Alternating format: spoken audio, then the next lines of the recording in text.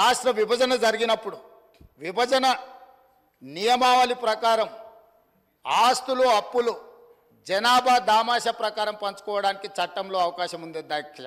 స్పష్టంగా ఛత్తీస్గఢ్, జార్ఖండ్ ఇవన్నీ రాష్ట్రాలు ఏర్పడినప్పుడు ఒక సమస్యను ఎదుర్కొన్నారు. ఆనాడు దిగ్విజయ్ సింగ్ గారు ముఖ్యమంత్రిగా ఉన్నప్పుడు చట్టంలో ఉన్న అంశం ఏంటంటే విద్యుత్తు ప్రాజెక్టులు ఏ ప్రాంతంలో విద్యుత్తు ఉత్పత్తి చేసే సామర్థ్యం ఉన్నదో అవి ఆ ప్రాంతానికే ఇచ్చేసే విధానం ఉంది చట్టంలో. తద్వారా ఆనాడు మధ్యప్రదేశ్ సీరియస్ పవర్ క్రైసిస్ని ఎదుర్కొన్నది. ఉత్పత్తి చేసేటివేమో కొత్తగా ఏర్పడ్డ రాష్ట్రానికి వెళ్ళిపోయినాయి. వినియోగం మొత్తం మధ్యప్రదేశ్లో ఉండడం వల్ల చాలా తీవ్రమైన విద్యుత్తు సంక్షోభాన్ని ఎదుర్కొన్నది. అదే సందర్భంలో ఉమ్మడి రాష్ట్రంలో కిరణ్ కుమార్ రెడ్డి గారు కటెపుల పట్టుకొని మొత్తం ఇవన్నీ చెప్పిండు. విడిపోతే తెలంగాణ చీకటి అయిపోతుంది, ఎందుకంటే నియమావళి ఇట్లు ఉన్నది కాబట్టి ఇది అటు పోతుందని. అప్పుడు తక్షణమే తెలంగాణ ప్రాంతం నుంచి పార్లమెంట్ సభ్యులు ఇక్కడనే ఉన్నారు, పొన్నం ప్రభాకర్ గారు, రాజగోపాల్ రెడ్డి గారు, అదేవిధంగా వివేక్ గారు, వీళ్ళందరూ కలిసి నిజంగానే ఈ విధానం వల్ల తెలంగాణకు నష్టం జరుగుతుంది, ఈ ఉత్పత్తి చేసే సామర్థ్యం అంతా ఆంధ్రప్రదేశ్లో ఎక్కువ ఉంది, తెలంగాణలో తక్కువ ఉంది, అందుకే తెలంగాణ ఉద్యమం వచ్చింది కాబట్టి ఈ విధానంతో ముందుకు వెళ్తే తెలంగాణకు నిజంగానే చీకటి రోజులు వస్తాయి, దీన్ని సరిదిద్దాలి అని చెప్పి వీళ్ళందరూ కలిసి ఆనాడు కేంద్ర మంత్రి జైపాల్ రెడ్డి గారి దగ్గర వెళ్ళి కూర్చున్నారు అధ్యక్ష. జైపాల్ రెడ్డి గారు అప్పుడు అందరితో చర్చించి తెలంగాణలో విద్యుత్ రంగ నిపుణులతో మాట్లాడి ఏం చేస్తే బాగుంటుంది అని అంటే ఒక సవరణ తీసుకురావాలి. ఏంది?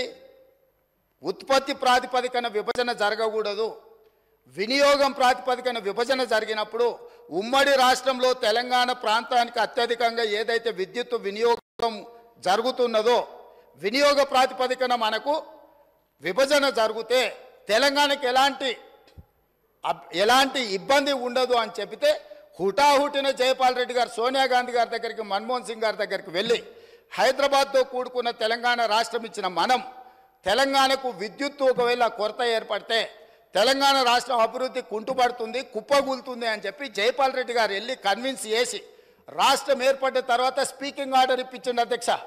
విభజన చట్టంలో లేని, రాజ్యాంగంలో లేని ప్రత్యేకమైన మినహాయింపు ఒక్క తెలంగాణ రాష్ట్రానికి ఆనాడు ఇక్కడ ఉన్న ఎమ్మెల్యేలు ఆనాడు ఎంపీలుగా పోయి జైపాల్ రెడ్డి గారితో మాట్లాడితే జైపాల్ రెడ్డి గారు కేంద్ర మంత్రిగా ప్రధానమంత్రి మన్మోహన్ సింగ్ గారిని, యూపీఏ చైర్పర్సన్ సోనియా గాంధీ గారిని ఒప్పించి వినియోగం ప్రాతిపదికన 53.46% అంటే దాదాపుగా 54% తెలంగాణ రాష్ట్రానికి, 46% ఆంధ్రప్రదేశ్ రాష్ట్రానికి.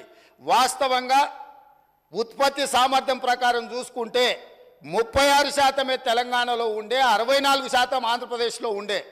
విభజన చట్టం ప్రకారం తెలంగాణకు 36% వచ్చే విధంగా, ఆంధ్రప్రదేశ్కి 64% వచ్చే విధంగా ఉంటే జైపాల్ రెడ్డి గారు తీవ్రమైన కృషి చేసి తెలంగాణ రాష్ట్రానికి 53.46% ఇప్పించి కేంద్ర ప్రభుత్వాన్ని నుంచి ఆదేశాలు ఇప్పించి ఆనాడు తెలంగాణ రాష్ట్రాన్ని చీకట్ల నుంచి కాపాడింది అధ్యక్ష.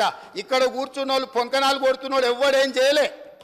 అదేవిధంగా ఆనాడు నేను తెలుగుదేశంలో ఉన్న ఎమ్మెల్యేగా ఇదే సభలో ఇక్కడనే చంద్రశేఖరరావు గారు ముఖ్యమంత్రిగా ఉంటే అక్కడ ప్రతిపక్ష నాయకుడిగా విద్యుత్తు మీద చర్చ జరిగింది.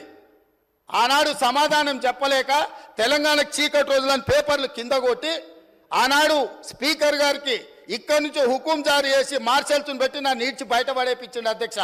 రికార్డులు తీయండి. 2014-15 సందర్భంగా ఆనాడు ఇదే సభలో జరిగిన చర్చలో చంద్రశేఖరరావు గారు ఏ విధంగా సభను తప్పుదోవ పట్టిస్తుండు, ఏ విధంగా ప్రజల్ని మభ్యపెడుతుండు, ఏ రకంగా కాంగ్రెస్ పార్టీ ఆ రోజు నేను తెలుగుదేశంలో ఉన్నా నేను స్పష్టంగా చెప్పిన ఆ రోజు రికార్డులు తీయండి అధ్యక్ష.